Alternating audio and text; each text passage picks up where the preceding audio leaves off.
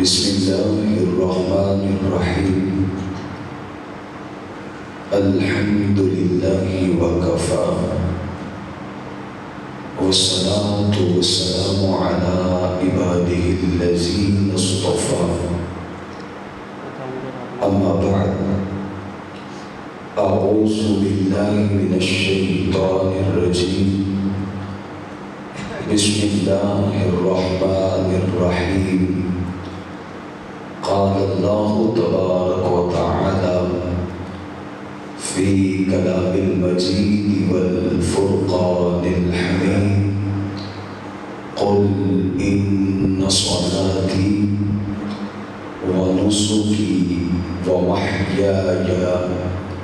ومماتي لله رب العالمين صدق الله مولانا العظيم وصدق رسوله النبي الكريم قال الله تعالى في شان حبيبه إن الله وملائكته يصلون على النبي يا أيها الذين آمنوا صلوا عليه وسلموا تسليما الصلاة والسلام عليك يا سيدي يا رسول الله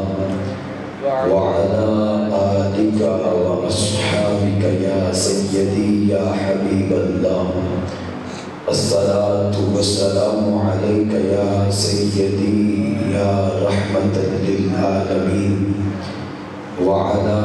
آلك وأصحابك يا سيدي يا خاتم النبيين مولاي صل وسلم دائما أبدا على حبيبك خير الخلق كلهم محمد سيد الكونين والثقلين والفريقين من عرب ومن عجم يا ربي صل وسلم دائما أبدا على حبيبك خير الخلق كلهم اللہ تبارک و تعالی جل جلالہ اعظم شانہ اتم برہانہ جل ذکرہ عز اسمہ کی حمد و ثنا کے بعد حضور مفخر موجودات زینت بزم کائنات قائد المرسلین خاتم النبیین احمد مجتبی سیدنا و مولانا محمد مصطفیٰ صلی اللہ تعالی علیہ وآلہ وصحابہ وبارک وسلم کے دربار ناز میں انتہائی عقیدت و احترام سے نذرانہ تبریک ہدیہ درود و سلام پیش کرنے کے بعد وارثان محراب و منبر ارباب فکر و دانش اہل محبت و اہل مودت معزز و محترم محتشم سامعین و ناظرین و حاضرین رب ذوالجلال کے فضل و توفیق سے اللہ رب العزت جل شانہ کی عنایات واسعہ کے توسل ماہ ذی-القعدہ شریف بڑی تیزی سے ہم سے جدائی کا تقاضا کر رہا ہے اور اس کے بعد حرمت والے مہینوں میں سے ایک عظیم مہینہ جس کو ماہ ذوالحج شریف کہا جاتا ہے طلوع ہونے والا ہے اور ماہ ذوالحج شریف میں آپ احباب بخوبی اس بات سے واقف ہے کہ کروڑوں مسلمان جہاں دیگر نیک اعمال بروئے کار لاتے ہیں، وہاں ایک عظیم سنت اور ایک عظیم عمل قربانی کو بھی رب ذوالجلال جل شانہ کی رضا کے لیے پیش کیا جاتا ہے۔ اور آپ احباب یہ بات بخوبی سمجھتے ہیں کہ ایام خاص میں یعنی ماہ ذی الحج شریف کی 10 تاریخ سے لے کر ماہ ذی الحج شریف کی 12 تاریخ کی مغرب تک کروڑوں عشاقان مصطفیٰ صلی اللہ تعالی علیہ وآلہ وسلم اپنے خاص مال سے شریعت مطہرہ کے بیان کردہ اصول اور ضوابط کے مطابق خاص جانوروں کو خرید کر قرب خاص کی نیت سے اللہ کے راستے میں پیش کرتے ہیں۔ تو اسی چیز کو پیش نظر رکھتے ہوئے آج کے درس جمعۃ المبارک میں ہم نے قربانی کی اہمیت اور ہماری نیتیں ان پر انشاءاللہ لب گشائی کرنے کی سعی کرنی ہے۔ دعا ہے کہ اللہ تعالی مجھے اس عظیم مسند پر بیٹھ کر بیان حق کی توفیق عطا فرمائے، اور اللہ تعالی ہم سب کو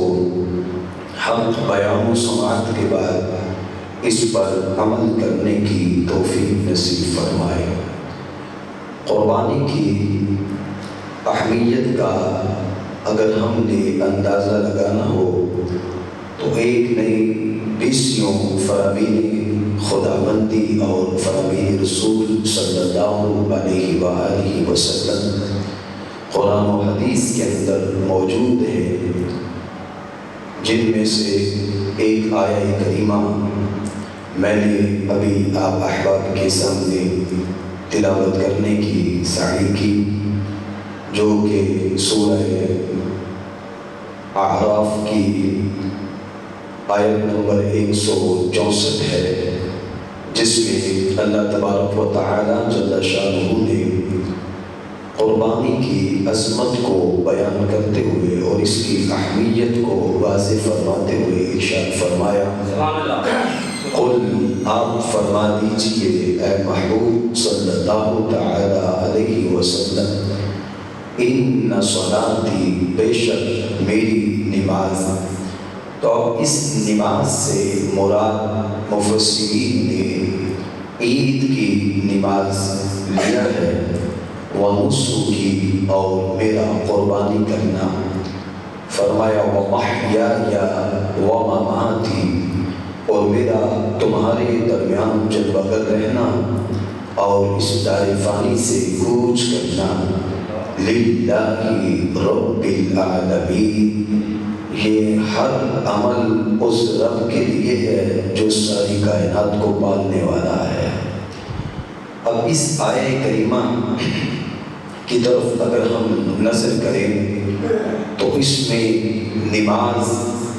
قربانی، حیات و ممات کا تذکرہ ہے، اور یہ اعلان میرے اور آپ کے کریم آقا صلی اللہ تعالی علیہ وآلہ وسلم نے فرمایا، اور اس اعلان کو کروانے والی ذات رب ذوالجلال جل شانہ کی ذات ہے، اور یہ اعلان اس وقت کیا گیا سید المفسرین حضرت سیدنا عبداللہ ابن عباس رضی اللہ تعالی عنہ فرماتے ہیں کہ نبی کریم صلی اللہ علیہ وآلہ وسلم کے پاس کچھ کفار آئے اور انہوں نے نبی پاک صلی اللہ علیہ وآلہ وسلم کو یہ کہا کہ آپ ہمارے معبودوں کو یعنی بتوں کو جو کہ باطل معبود ہیں ان کو برا بلا نہ کہا کریں، اور آپ ان کی عبادت کیا کریں، ان کے سامنے سر مسجود ہو جائیں۔ اگر ان کی تعریف کرنے یا ان کے سامنے سجدہ ریز ہونے اور ان کو معبود ماننے کی وجہ سے آپ کی ذات پہ کوئی بھی معاذ اللہ تکلیف آتی ہے یا نقصان آپ کو لاحق ہوتا ہے تو اس کے ذمہ دار ہم ہیں۔ آپ بس اعلان فرمائیں، یہاں تک کہ ولید ابن مغیرہ جیسے بدبخت نے بھی نبی کریم صلی اللہ علیہ وسلم کو یہی کہا۔ تو جب کفار نے کریم آقا کے دربار میں اپنی اس باطل خواہش کا اظہار کیا تو رب نے سورہ اعراف کی آیت نمبر 164 کو قرآن میں بیان فرمایا، اور محبوب علیہ الصلوۃ والتسلیم پر اس آیت کریمہ کو اللہ نے نازل کیا اور فرمایا محبوب آپ ان تمام معبودان باطلہ کے پیروکاروں سے ارشاد فرما دیجئے ان صلاتی و نسکی و محیای و مماتی للہ رب العالمین۔ تم عبادت کی بات کرتے ہو،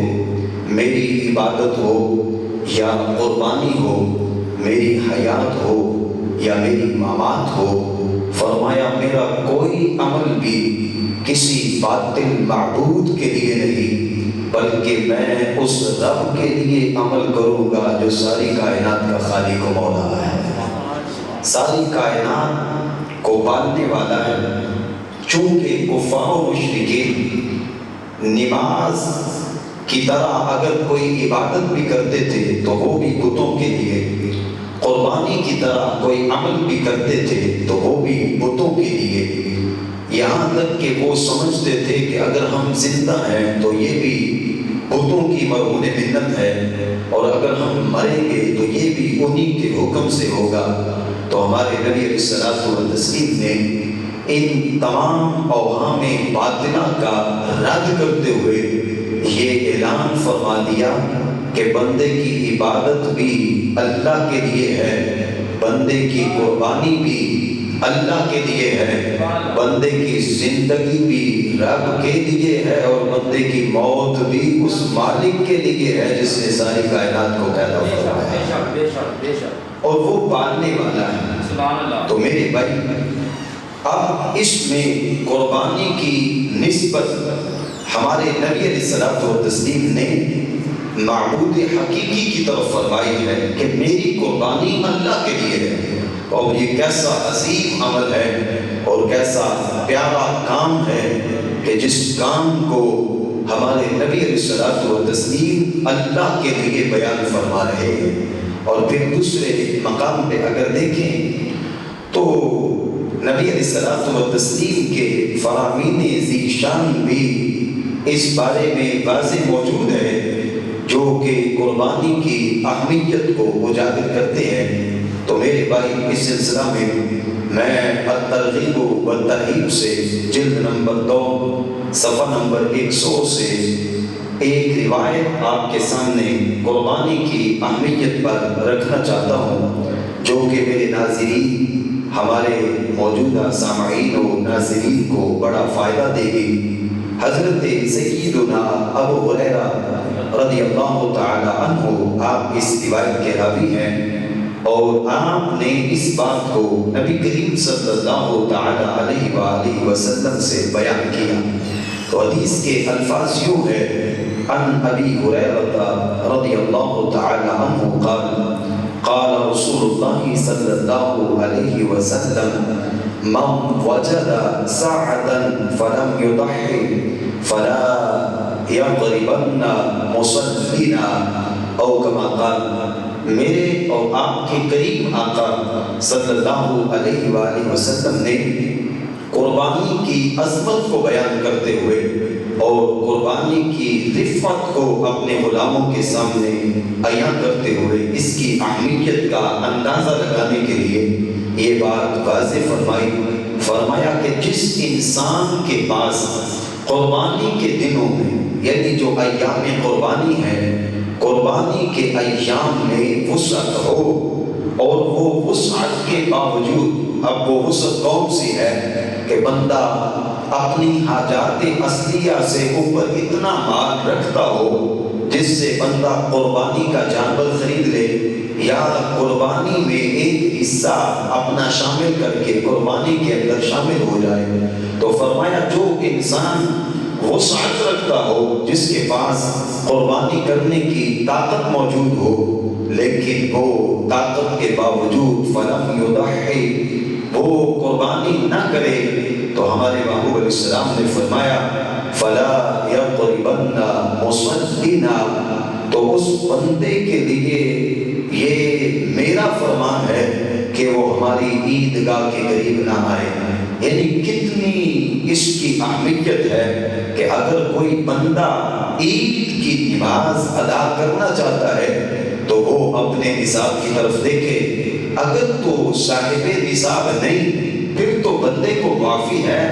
لیکن اگر بندے کے پاس طاقت بھی ہو کہ بندہ حاجات اصلیہ سے اوپر ہزاروں روپے فضول خرچی میں تصرف کرے، کہیں دوستوں کی پارٹی ہو تو بندہ ہزاروں روپے لگا دے، بچے کا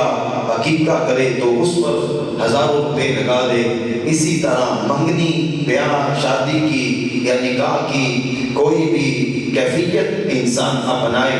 اور سنت ہو یا رسم ہو اس کو اپنائے، تو وہ بندہ ہزاروں روپے یعنی جتنی ضرورت ہے اس سے بھی بڑھ کے بندہ لگا دے،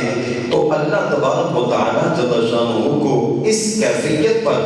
اپنے بندوں سے فضول خرچی پسند نہیں ہے، بلکہ اللہ نے قرآن میں یہ واضح کیا ہے ان المبذرین کانوا اخوان الشیاطین، فرمایا کہ فضول خرچی کرنے والے وہ شیطان کے بھائی ہیں، اللہ انہیں دوست رکھتا ہے جو ہر حال میں اعتدال کو اپنانے والے ہیں۔ تو اب فضول کاموں پر لگانے کے لیے بندے کے پاس مال ہو، گاڑی لینی ہے تو ہزاروں کی لے لے، موبائل لینا ہے تو وہ 50,000 کا خرید لے، اسی طرح اگر جو ہے وہ کپڑا پہننا ہے تو وہ 10-20 ہزار کا خرید لے، لیکن جب قربانی کا وقت آئے تو قربانی کے ایام میں اپنے آپ کو فقیر ظاہر کر دے، جبکہ وہ مسلمان بھی ہو، عاقل بھی ہو، بالغ بھی ہو،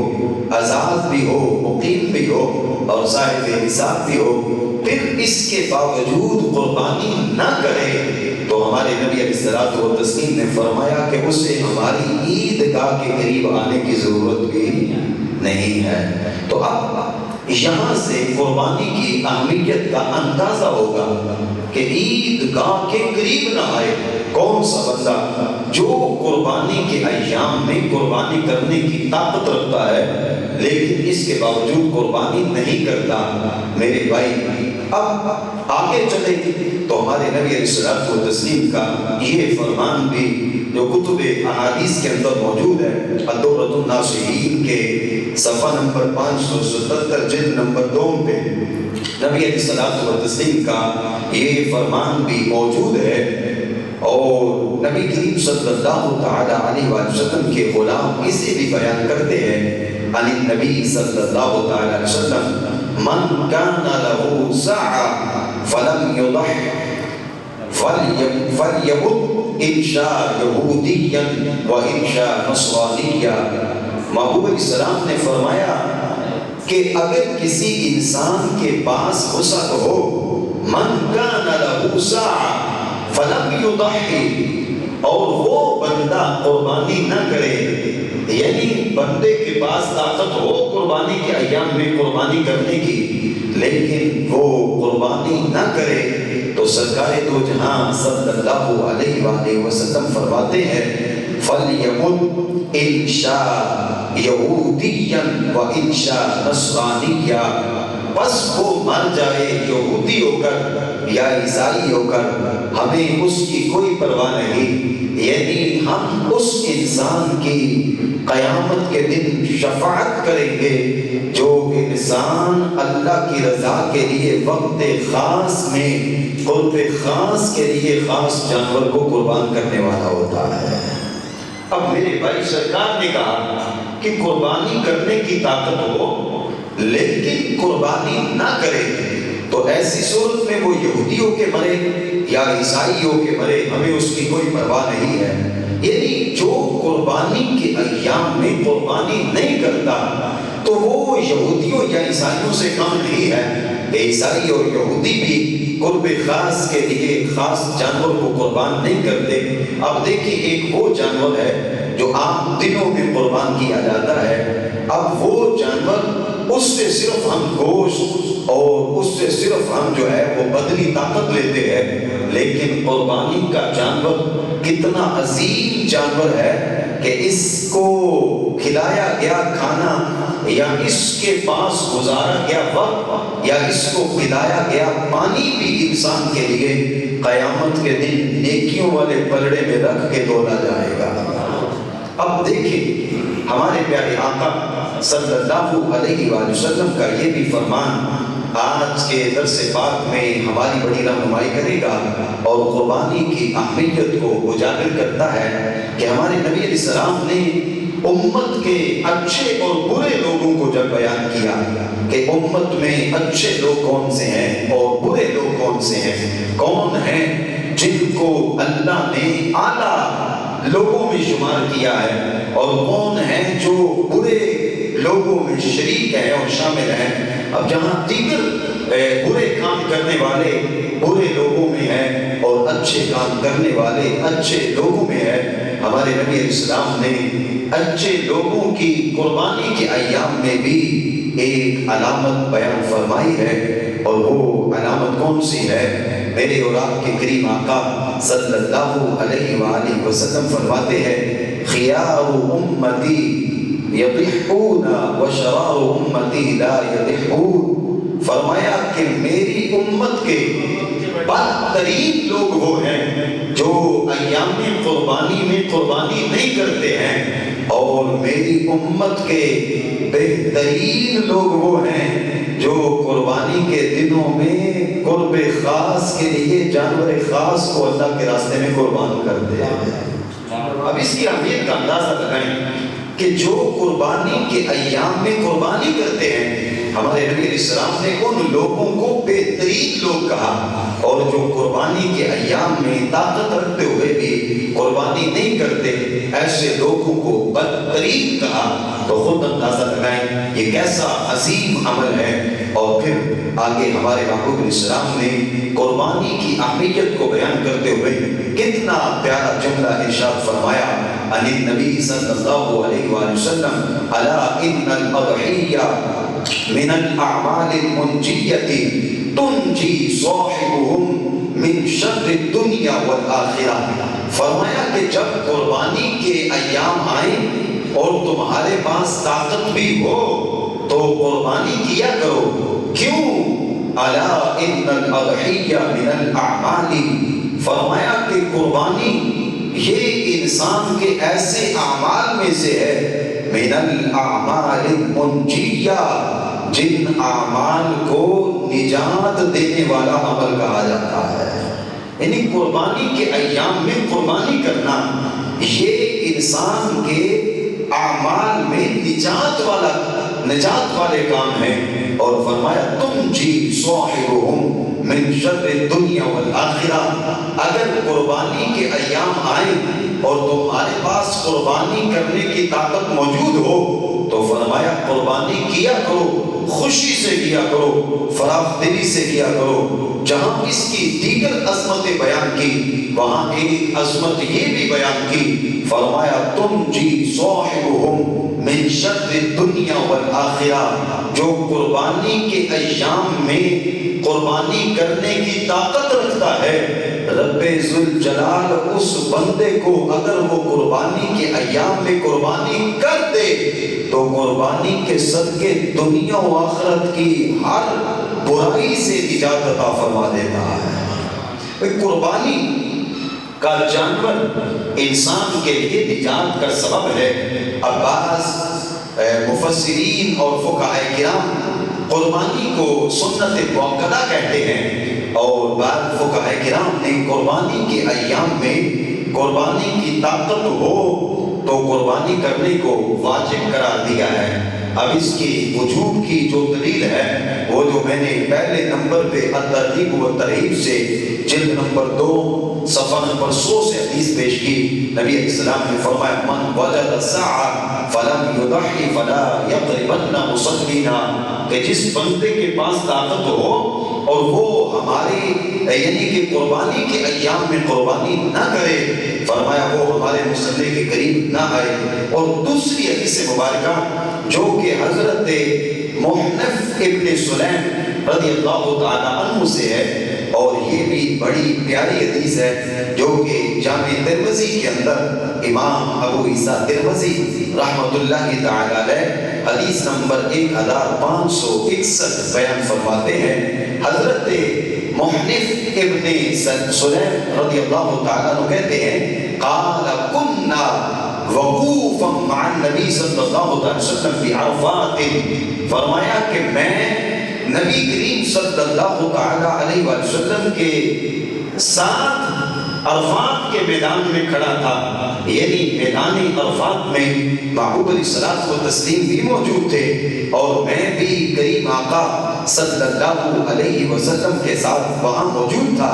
کہ ایسی صورت میں اور ایسی حالت میں نبی علیہ الصلوۃ والتسلیم نے ایک جملہ بولا اور میں نے وہ جملہ اپنے کانوں سے سماعت کیا۔ یعنی صحابی رسول حضرت محنف ابن سلیم رضی اللہ تعالی عنہ کہتے ہیں کہ یہ جملہ میں نے اپنے کانوں سے سماعت کیا کہ میرے اور آپ کے کریم آقا صلی اللہ تعالی علیہ وسلم نے لوگوں کی طرف مخاطب ہو کے یہ جملہ فرمایا یا ایھا الناس علی کل اہل بیت فی کل عام اضحیۃ، فرمایا کہ اے لوگوں سنو، ہر سال ہر گھر والوں پر قربانی کے ایام میں رب نے قربانی کو لازم قرار دے دیا ہے۔ یعنی قربانی کے ایام جب آ جائیں تو پھر ہر گھر میں قربانی ہونی چاہیے اور ہر مسلمان کو اس سنت کو پورا کرنا چاہیے۔ تو میرے بھائی یہ جتنی بھی احادیث میں نے آپ کے سامنے آج عرض کی ہیں وہ قربانی کرنے کی طاقت رکھتا ہو لیکن قربانی نہ کرے تو سرکار کہتے ہیں ہماری عیدگاہ کے قریب نہ آئے، اور دوسرے مقام پہ فرمائے جس کے پاس قربانی کرنے کی طاقت ہو اور وہ قربانی نہ کرے وہ یہودی یا عیسائی ہو کے مرے، ہمیں اس کی کوئی پرواہ نہیں۔ تیسرے نمبر پہ فرمایا کہ جو انسان اس دنیا میں بھلائی کا خواہاں ہے، جو یہ چاہتا ہے کہ میرا شمار اچھے اور اعلیٰ لوگوں میں ہو جائے تو وہ قربانی کے ایام میں قربانی کرے، اور جو یہ چاہتا ہے کہ اس کا شمار بدترین لوگوں میں ہو تو وہ بے شک قربانی کے ایام میں قربانی نہ کرے۔ اور پھر میرے اور آپ کے کریم نے کتنا پیارا جملہ یہ بھی ارشاد فرمایا کہ قربانی کا عمل یہ کوئی عام عمل نہیں بلکہ جب کوئی قربانی کے ایام میں بندہ مومن قرب خاص کی غرض سے قربانی کے جانور کو قربان کرتا ہے تو رب ذوالجلال دنیا و آخرت کی ہر برائی سے اس بندے کو نجات عطا فرماتا ہے۔ اب دیکھیں یہ تو تھی قربانی کی اہمیت اور قربانی کے وجوب پر جو دلائل ہیں۔ آگے ہم چلیں تو قربانی میں دو چیزیں آج بڑی عام پائی جاتی ہیں۔ قربانی کا مقصد یعنی یہ تو اہمیت ہے، اب دوسرے نمبر پہ ہم نے قربانی کے مقصد کو بھی جاننا ہے کہ قربانی کا مقصد کیا ہے۔ آج کے دور میں اگر دیکھا جائے تو جو اصل مقصد ہے قربانی کا وہ لوگوں نے بلا دیا ہے، اور جو اس کے پس منظر عمل ہے اس کو جو ہے وہ اپنا لیا ہے۔ آج لوگ قربانی کا جانور لاتے ہیں تو فرما اس لیے دیکھ کے لاتے ہیں کہ ہم نے اس کا گوشت کھانا ہے، تو گوشت کھانے کی نیت سے جانور لایا جاتا ہے۔ گھروں میں پرورش ہوتی ہے تو وہ بھی گوشت کھانے کی نیت سے ہوتی ہے۔ پھر آگے چلیں تو ایسے بھی قربانی کرنے والے ہیں کہ جو قربانی کے جانور قربانی کے ایام میں خریدتے ہیں لیکن نیت کیا ہوتی ہے کہ میرے محلے میں، میری گلی میں، میری بستی میں، جہاں میں رہتا ہوں، میرے جیسا جانور کسی کا نہ ہو۔ یعنی کہ ریاکاری، بوڑھے بھی قربانی کے ایام میں ریا کے شکار ہوتے ہیں اور اپنے جانوروں کی رسیاں پکڑ کے یا اپنے جانوروں کو دروازے کے سامنے باندھ کے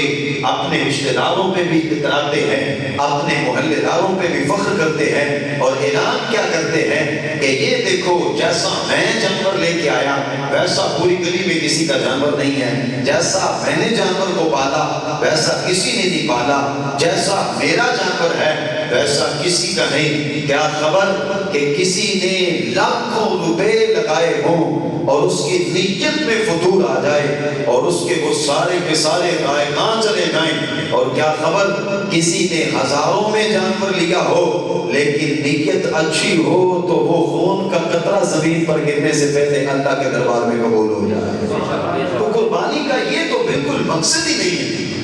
جو آج ہم نے اپنایا ہوا ہے۔ ہم قربانی کا مقصد یہ سمجھتے ہیں فخر کرنا، جبکہ میں قرآن کی آیت پڑھتا ہوں 17واں پارہ سورہ الحج کی آیت نمبر 37 اور 38 ہے۔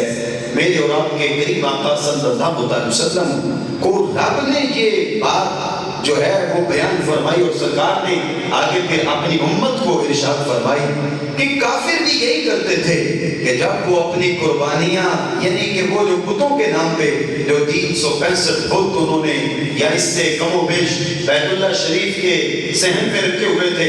وہاں وہ اپنی قربانیوں کا جب پیش کرتے تو یہی کرتے تھے کہ میری قربانی اعلیٰ ہے۔ پھر جس کی قربانی کے جانور کا خون زیادہ ہوتا وہ زیادہ اپنی قربانی پہ اتراتا کہ میری قربانی کا جانور اعلیٰ تھا، اس کا خون زیادہ نکلا ہے، پھر وہ بیت اللہ کی دیواروں پر خون کو منع کرتے تھے۔ تو اللہ تعالیٰ نے ان لوگوں کو بھی سمجھایا اور آج کے لوگوں کو بھی بتایا کہ اس طرح کی نیت اللہ کے دربار میں مقبول نہیں، جس سے تم چل پڑے ہو۔ قربانی کا یہ مقصد نہیں بلکہ قربانی کا مقصد لوگوں پہ فخر کرنا نہیں، قربانی کا مقصد اللہ کا قرب حاصل کرنا ہے۔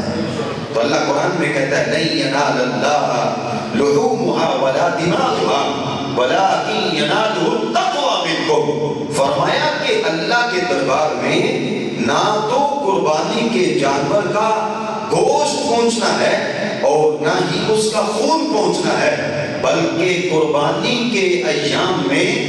جو تم فراخ دلی سے پرہیزگاری کے ساتھ اللہ کی رضا کے لیے قربانی کرو گے، تمہاری اس نیت نے رب کے دربار میں پہنچنا ہے اور اسی نیت کے اوپر اللہ تعالیٰ نے تمہیں اجر و ثواب عطا فرمانا ہے۔ اب نیت اچھی ہو تو بندے کے لیے بڑی بھلائی ہے، لیکن قربانی کا ثواب بڑا ہے، قربانی کا فائدہ بڑا ہے۔ اس پر بھی میں ایک حدیث سنا دوں آپ کو جو کہ جامع ترمذی شریف کے اندر حدیث نمبر 1532 ہے۔ ام المومنین سیدہ کائنات امی عائشہ صدیقہ عفیفہ کائنات رضی اللہ تعالی عنہ فرماتی ہیں، آپ نے کہا کہ انا رسول اللہ صلی اللہ تعالی علیہ وسلم، کہ نبی کریم صلی اللہ علیہ وآلہ وسلم نے ارشاد فرمایا ما عمل آدمی من عمل یوم النہر احب الى اللہ من احراق الدم انه لیأتی یوم القیامت بقرونها واشعارها واصلافها۔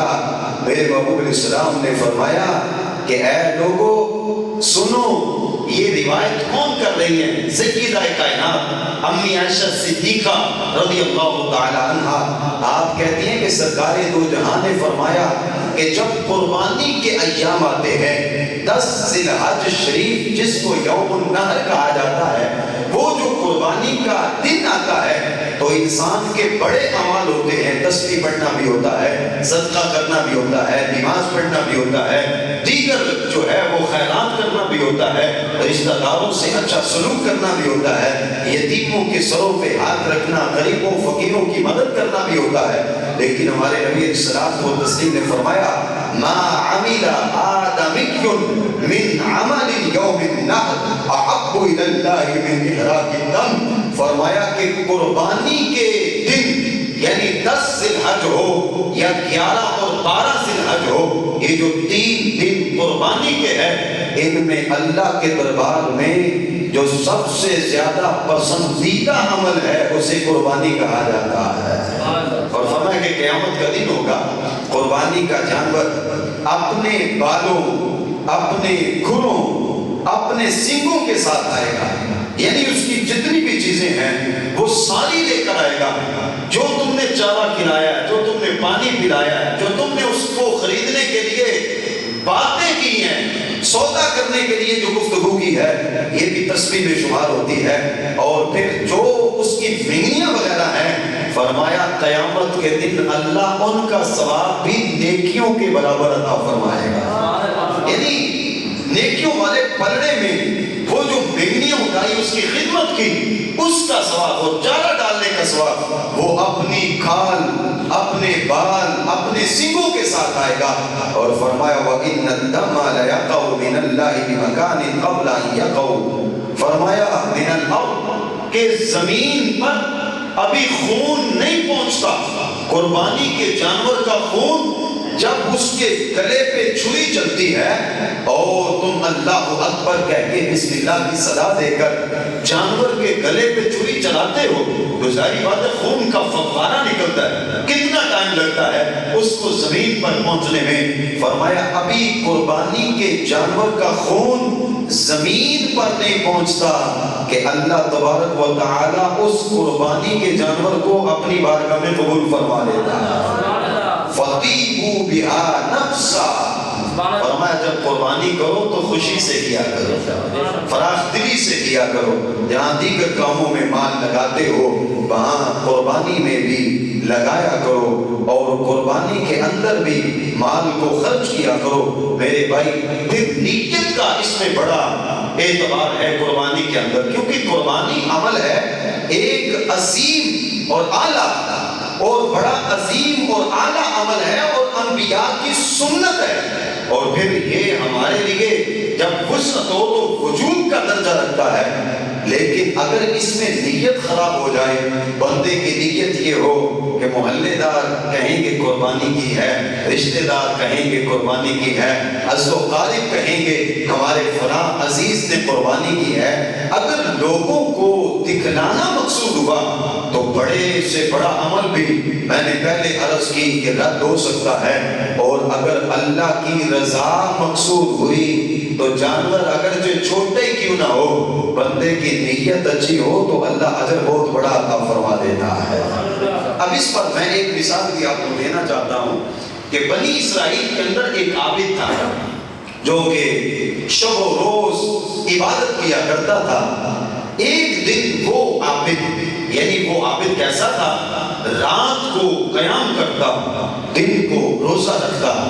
اب اس کی زندگی اس طرح گزر رہی تھی، بڑے حسن اعمال ہیں، بڑی اچھی اس کی کیفیت ہے، اور اسی طرح وہ زندگی گزار رہا تھا۔ حضرت امام ابو اللیث سمرقندی رحمت اللہ تعالی علیہ اپنی کتاب تنبیہ الغافلین کی جلد نمبر 2 صفحہ نمبر 236 پر اس کو بیان فرماتے ہیں۔ آپ کہتے ہیں کہ اس کی کیفیت یہ تھی کہ وہ ایک دفعہ ریت کے ٹیلے پر بیٹھا ہوا تھا۔ کہاں بیٹھا تھا؟ ریت کے بہت بڑا ایک ریت کا ٹیلا تھا، اس ٹیلے کے اوپر وہ عابد بیٹھا ہوا تھا کہ اچانک اس کے دل میں خیال آیا، اور وہ خیال کیا آیا، کہنے لگا کہ کاش یہ جتنا ریت کا ٹیلا بڑا ہے میرے پاس اتنا آٹا ہوتا، یعنی گندم کا، جو گندم کو پیسنے کے بعد جو آٹا بنتا ہے جو کھاتے ہیں، کہنے لگا کہ کاش میرے پاس اتنا آٹا ہوتا تو میں اس آٹے کو اللہ کی مخلوق کو کھلاتا اور ان کے پیٹ بھر دیتا۔ یعنی میں آٹا مخلوق کو کھلاتا اور ان کے پیٹ بھر دیتا۔ تو میرے کریم آقا صلی اللہ علیہ وسلم فرماتے ہیں کہ جب اس عابد نے یہ نیت کی تو اللہ تعالیٰ نے اس وقت کے نبی کی طرف وحی فرمائی، فرمایا جاؤ اس عابد کو جا کے کہو کہ ہم نے تمہیں اس ریت کے ٹیلے کے برابر صدقہ کرنے کا اجر و ثواب عطا فرما دیا۔ ریت کے ٹیلے کے برابر صدقہ کرنے کا تمہیں ثواب مل گیا۔ اب دیکھیں نیت ہے، نہ اس نے ریت کے ٹیلے کے برابر آٹا خرچ کیا، نہ اس نے بندوں کو کھلایا، نہ اس نے جو ہے وہ پلایا، نہ کوئی ایسا عمل کیا، لیکن صرف اس نے نیت کی. اور نیت کیا تھی کہ کہنے لگا کہ اگر اللہ مجھے طاقت دیتا، اگر میرے پاس اتنی قوت ہوتی کہ جتنا یہ ریت کا ٹیلا بڑا ہے اور جتنی اس ریت کے ٹیلے میں ذرے ہیں اور جتنی اس میں وسعت ہے، اگر میرے پاس اتنی وسعت پر آٹا ہوتا تو میں اللہ کی مخلوق کو کھلاتا اور ان کے پیٹ بھرتا. تو اللہ نے نبی کو وحی کر کے بتایا، فرمایا جاؤ وہ ریت کے ٹیلے پہ بیٹھے سب کو کہہ دو کہ ہم نے تمہیں ریت کے ٹیلے کے برابر آٹا صدقہ کرنے کا ثواب عطا فرما دیا. اور اگر انسان کے عمل میں ریا آ جائے، دکھلاوا آ جائے تو وہ ضائع ہو جاتا ہے. حضرت عبداللہ ابن عباس رضی اللہ تعالی عنہ، عبداللہ ابن عباس رضی اللہ تعالی عنہ اس روایت کے راوی ہیں. میرے اور آپ کے کریم آقا صلی اللہ تعالی علیہ وسلم نے فرمایا کہ جب اللہ تعالی نے جنت عدن کو پیدا کیا، اب جنت عدن وہ ہے جو ساری جنتوں سے اعلیٰ ہے اور عرش کے نیچے ہے، یعنی اس میں ہر سہولت، ہر نعمت موجود ہے. تو فرمایا جنت عدن کو اللہ نے فرمایا کہ بتا تیرے اندر کوئی نعمتوں کی کمی ہے؟ تو وہ کہنے لگی یا اللہ میرے اندر ایسی نعمتیں ہیں جو کسی اور جنت کے اندر نہیں ہیں. جنت عدن میں جو نعمتیں ہیں وہ کسی اور جنت میں نہیں ہیں. اور پھر میری نعمتیں بڑی اعلیٰ ہیں. فرمایا صرف اعلیٰ ہی نہیں، آج تک کسی آنکھ نے ایسی نعمتیں دیکھی نہیں ہے، کسی زبان سے کسی نے ایسی نعمتوں کا تذکرہ نہیں کیا. اور جو نعمتیں ہم نے تجھے دی ہیں کسی دل کے اندر کبھی ایسی نعمتوں کا خیال بھی نہیں آیا کہ کبھی ایسا کسی جو ہے وہ دل میں خیال بھی نہیں آیا. فرمایا جانتی ہے کہ میں نے تجھے کن کے لیے بنایا ہے؟ تو آگے سے جنت عدن نے عرض کی باری تعالیٰ مجھے تو نے اپنے فرما بردار بندوں کے لیے بنایا. فرمایا جانتی ہے کہ میں نے تجھے کن کے لیے حرام کیا؟ وہ کہنے لگی کہ یا اللہ اپنے نافرمان بندوں کے لیے تو نے مجھے حرام کیا اور فرما بردار بندوں کے لیے مجھے زیب و زینت عطا فرمائی. تو سرکار دو جہاں فرماتے ہیں کہ اللہ تعالیٰ جل شانہ نے فرمایا قد افلح المؤمنون، کہ جو ایمان لائیں گے ہم انہیں کامیابی عطا فرمائیں گے. لیکن پھر فرمایا کلام کیا اور واضح کیا کہ جس میں 3 چیزیں ہوئی اللہ اس کو تیرے اندر داخل نہیں کرے گا. تو جنت عدن نے پوچھا یا اللہ وہ کون ہے جن کو تو میرے اندر داخل نہیں کرے گا؟ تو ہمارے نبی اسلام فرماتے ہیں اللہ نے فرمایا پہلا وہ بندہ جس کو اللہ نے مال دیا ہو اور وہ اپنے مال کو رب کے راستے میں خرچ نہ کرے، یعنی بخل کرے، تو ہم بخیل کو تیرے اندر داخل نہیں کریں گے. اور دوسرا وہ بندہ کہ جو ظاہراً چہرے کا اور ہو اور اندر والے چہرے کا اور ہو، جسے صاحب منافق کہا جاتا ہے. کسی اور چہرے سے، کسی کو ایک چہرے سے کبھی ملنا اور کبھی دوسرے چہرے سے ملنا، منہ پہ آنا تو تعریفوں کے پل باندھنا اور جب پشت پیچھے ہونا تو غیبتوں کے پل باندھنا. یہ ایک کیفیت جس انسان میں ہے، فرمایا اس منافق کو بھی اللہ تیرے اندر داخل نہیں کرے گا. یا اللہ تیسرا کون بدبخت ہے جس کو تو نے مجھ سے محروم کیا ہے؟ تو ہمارے نبی علیہ السلام فرماتے ہیں اللہ نے فرمایا کہ وہ بندہ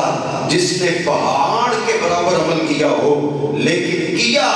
لوگوں کو دکھانے کی غرض سے ہو تو ہم اسے بھی تیرے اندر داخل نہیں کریں گے. تیرے اندر تو وہ داخل ہوں گے جن کو رب نے ایمان اور محبت رسول عطا فرمائی. میرے بھائی اب دیکھیں انسان کی نیتیں بڑی کام کرتی ہے. میں تو کہتا ہوں نیت جب بھی کرو اچھی کیا کرو اور کوئی بھی نیکی کرو تو اچھی نیت سے کیا کرو. انسان کی نیت بڑا کام کرتی ہے. اور بلکہ حدیث کے الفاظ ہے، صحیح بخاری میں پہلی حدیث ہے انما الاعمال بالنیات، کہ اعمال کا دار و مدار نیتوں پر ہے. اگر نیت اچھی ہو تو عمل چھوٹا ہی کیوں نہ ہو بڑا اعلیٰ ہے. اور اگر نیت ہی اچھی نہ ہو تو بندے نے سارا دن عبادت کی ہو، ساری رات نفل پڑے ہوں، سارا دن روزہ رکھا ہو تو کوئی فائدہ نہیں ہوتا۔ تو میرے بھائی اب دیکھیں، میں آپ کو جو بات عرض کرنا چاہ رہا ہوں کہ نیت کتنی عظیم چیز ہے۔ میرے اور آپ کے کریم آقا صلی اللہ تعالی علیہ وسلم اس بات کو بیان کرتے ہیں، نوادر القیلوبی کے اندر یہ بات صفحہ نمبر 199 پر موجود ہے۔ بنی اسرائیل کے اندر میرے اور آپ کے کریم آقا صلی اللہ علیہ وسلم نے فرمایا، بنی اسرائیل میں ایک نیک بندہ تھا جو کہ عبادت کیا کرتا تھا، اور اس کی ایک بیوی جو تھی وہ بھی نیک تھی، کیونکہ جو بندہ خود پاک ہوتا ہے اللہ اس کو عورت بھی پاک ہی عطا فرماتا ہے۔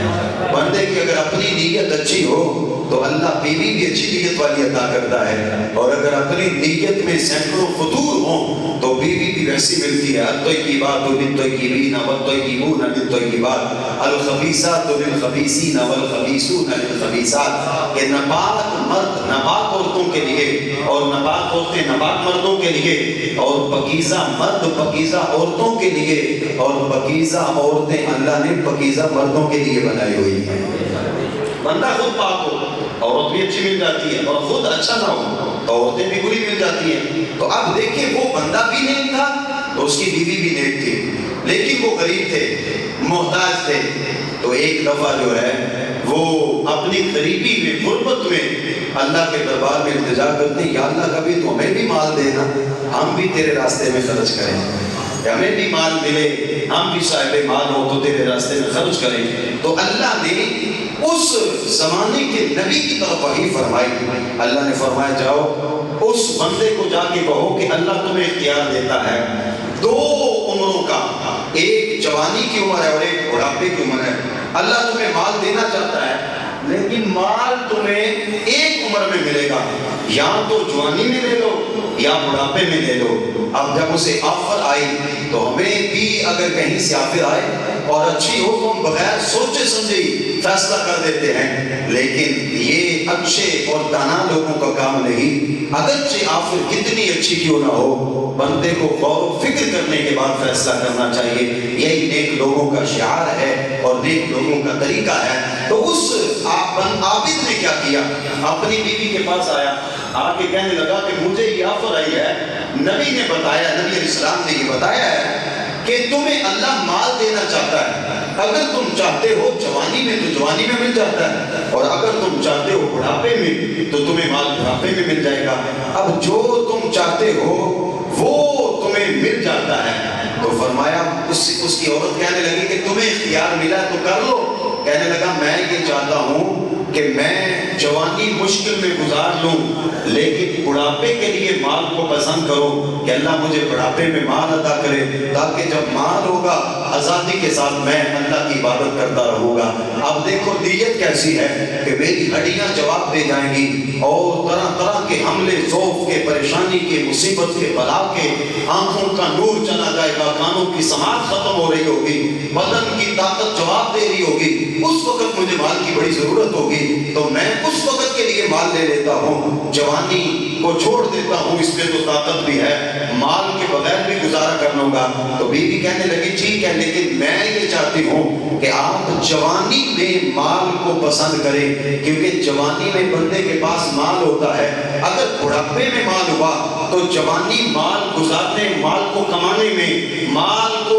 حاصل کرنے میں آپ گزار دیں گے، اللہ کی عبادت نہیں کر پائیں گے۔ ایسے کریں کہ جوانی میں مال کو اپنا لے تاکہ طاقت بھی ہے، قوت بھی ہے، مضبوطی بھی ہے، رب کی عبادت بھی کرتے رہیں، آسانی سے اور مال بھی ملتا رہے۔ جب بوڑھے ہوں گے تو کسی بھی پیڑ کے نیچے مشکل وقت جو ہے اس کو گزار لیں گے۔ اب جب اس کی عورت نے یہ کہا تو اس نے نبی علیہ السلام سے کیا کہا کہ جا کے اللہ سے فرمائے کہ مجھے جوانی میں مال دے۔ تو اللہ کے نبی نے پوچھا کیوں تو جوانی میں مال لینا چاہتا ہے؟ تو اس نے کہا اس لیے کہ تاکہ میں جوانی میں اللہ کی عبادت کر سکوں، مال کمانے میں اپنی جوانی صرف نہ کروں۔ تو رب ذوالجلال کی قدرتوں کو مسکراہٹ آ گئی، رب ذوالجلال نے اس نبی کی طرف وحی فرمائی، فرمایا اس بندے کو کہہ دو کہ تیری اس نیت کے صدقے ہم تجھے جوانی میں بھی مال دیں گے، بڑھاپے میں بھی مال عطا فرمائیں گے۔